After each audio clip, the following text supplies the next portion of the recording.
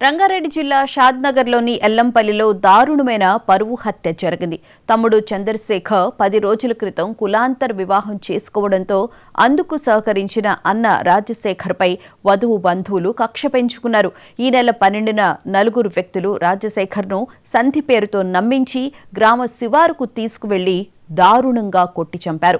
హత్య తర్వాత మృతదేహాన్ని మహబూబ్ నగర్ జిల్లా నవాబుపేట మండలం వద్ద పెట్రోల్ పోసి తగలబెట్టారు. రాజశేఖర్ కుటుంబ సభ్యుల ఫిర్యాదు మేరకు యువతి తండ్రితో సహా పలువురిపై కేసు నమోదు చేసి షాద్నగర్ పోలీసులు లోతుగా విచారణ జరుపుతున్నారు.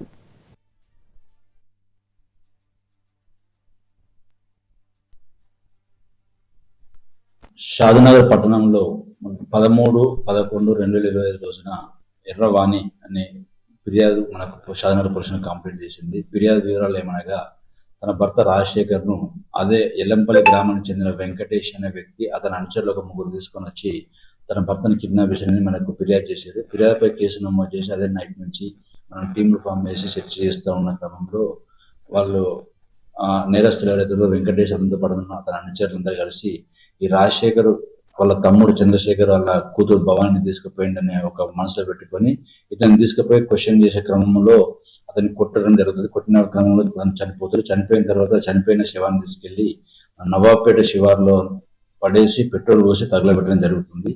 దీనిపై మనం టీములు ఫామ్ చేసి డెడ్ బాడీని నవాబ్పేట పోలీసుల సహకారంతో మనం లుకౌట్ సర్కిల్ నోటీస్ ఇష్యూ చేసిన దాని ప్రకారము అతన్ని ఐడెంటిఫై చేయడం జరిగింది. ఐడెంటిఫై చేసిన తర్వాత ఈ వెతుకుతున్న క్రమంలో ఈ రోజు బాడీ పోస్ట్ మార్టం వాళ్ళ బంధువులకు అప్పయిపోయిన తర్వాత మన షాద్నగర్ సిఐ గారు విజయ్ కుమార్ తన సిబ్బందితో బూర్ల చెక్ పోస్ట్ దగ్గర నమ్మదగిన సమాచారం మేరకు వాహనాలు తనిఖీ చేస్తున్న క్రమంలో ఒక ఇన్నోవా క్రిస్టా వాహనంలో వెంకటేష్ మరియు శ్రీను అదేవిధంగా నరసింహ 3 వ్యక్తులు ఇన్నోవా క్రిస్టాలో వస్తూ ఉంటారు.